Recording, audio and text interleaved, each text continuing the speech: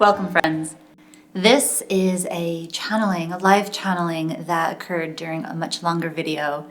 It's all about working with divisive energy, and so I wanted to get this out as soon as possible, really. So this is from a longer video about divisive energy, and it kind of went in and out as it was sort of integrated in towards the end. So it's edited kind of heavily towards the end, you may notice, but I wanted to bring in all of the information that was pertinent to it. So I'm curious of your thoughts. After you're watching, please feel free to comment and start a discussion around it. And if anything deeper comes up around this or shifts around this, I'll be sure to let you know. And until next time, friends, stay curious. A message around coming together through the division. That's that message, to not fight division with division, but to lean into the oppositional energy of divisiveness. It's almost like the cause and effect. If divisiveness is the cause, the effect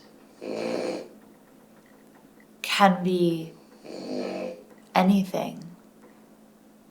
So how we meet divisiveness will inform the effect.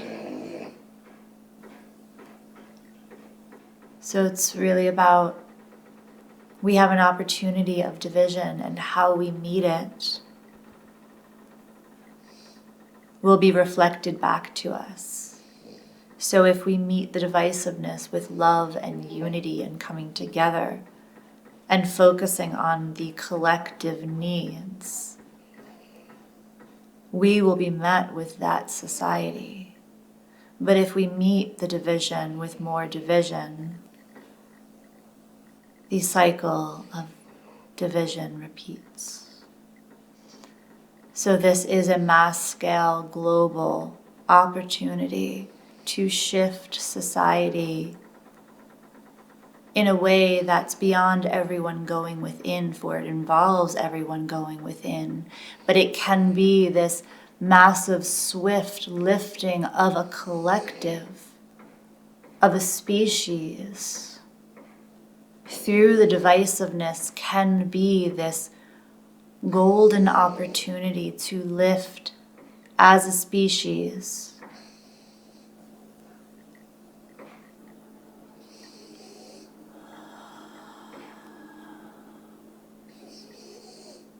That is where we are in choice, and that is where we can find our empowerment.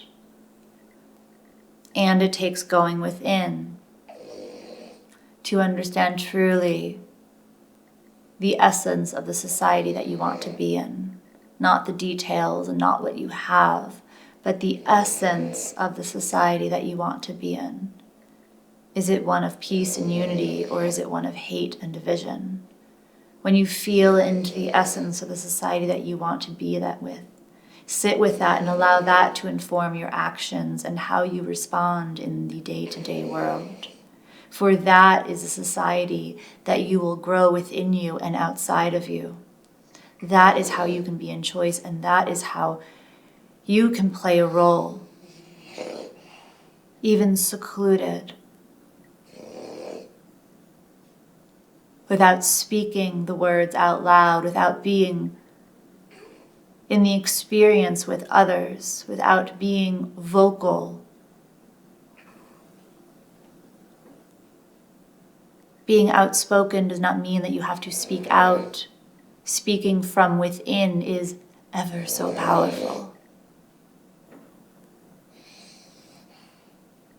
But how you choose to speak and from where you choose to speak,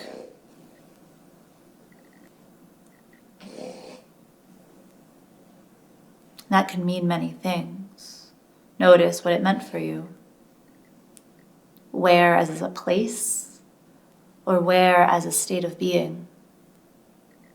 And it can mean both, it can mean neither. That's an opportunity for you to go inward if that resonated. For everyone that can go inward can connect to the essence of the society, a world, a species, a planet that you want to be in. Essentially, how is it that you want to feel every day? How do you want to feel about yourself? How do you want to feel about your neighbors? How do you want to feel about the entire world? That is the essence to feel into. What would bring you joy if you could see it in unfathomable ways that just are not humanly possible at this time? See it. Go there, feel into that essence, be in that essence. The more you are that essence, the more you can manifest that essence, the more it can be. So feel into, dream into, be into the society that you want to be part of. And when I say society, I don't mean in your home or your town or your county or your country, your continent, your planet, beyond.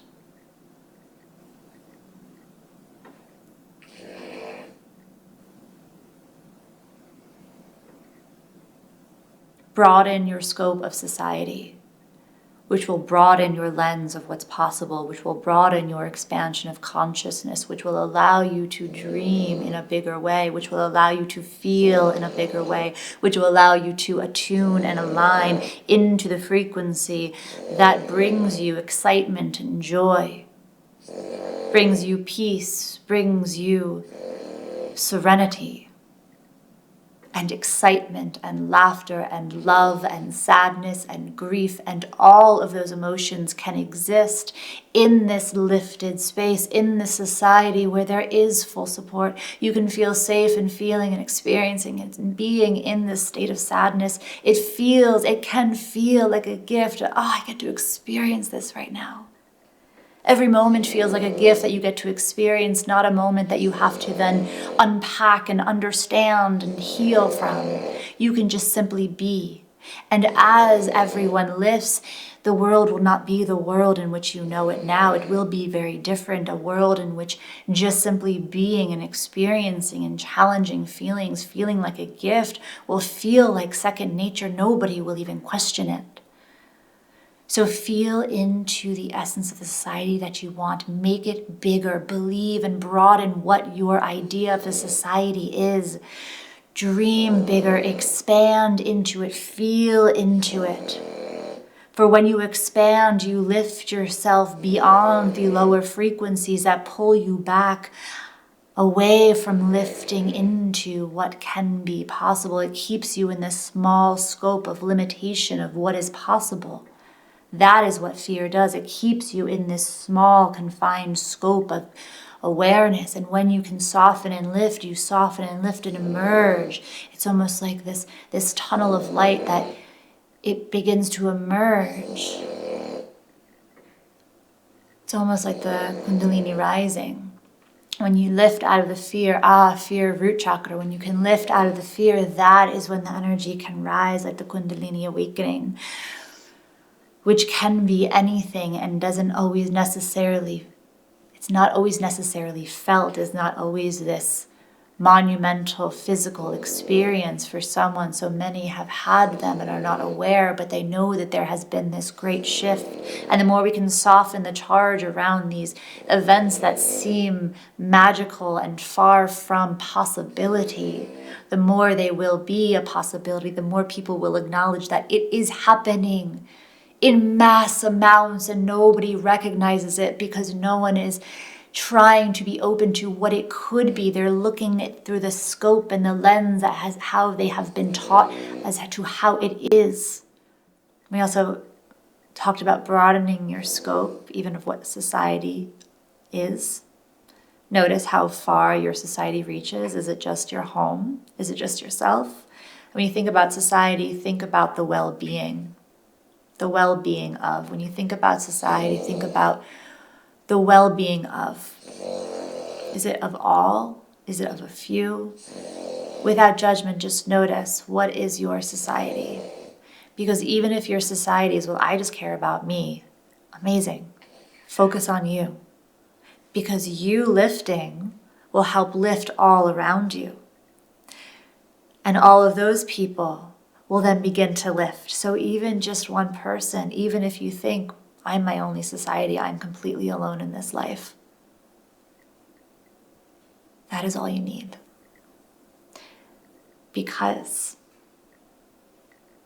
you are never truly alone, because you are everything. And the more you do this work, you begin to realize that, which allows you to go deeper into this work, especially if that is a feeling that you have. So notice, what is your society? Is it just you? Is it your family? Is it your town? Is it your county, your state, your religion, your everything? Think about it in those terms. Your politics. Where are your views on certain things? What is the well-being of the people that get the short end of the stick around this? Do I care about their well-being? If not, why? And again, not out of judgment, just beginning to understand, where does this belief even come from? Why do I believe this about them and not about this group? You can understand the foundational conditioning around these conditional beliefs placed upon others to then free yourself so that you begin to see everyone as everyone and everything, and there is no separation.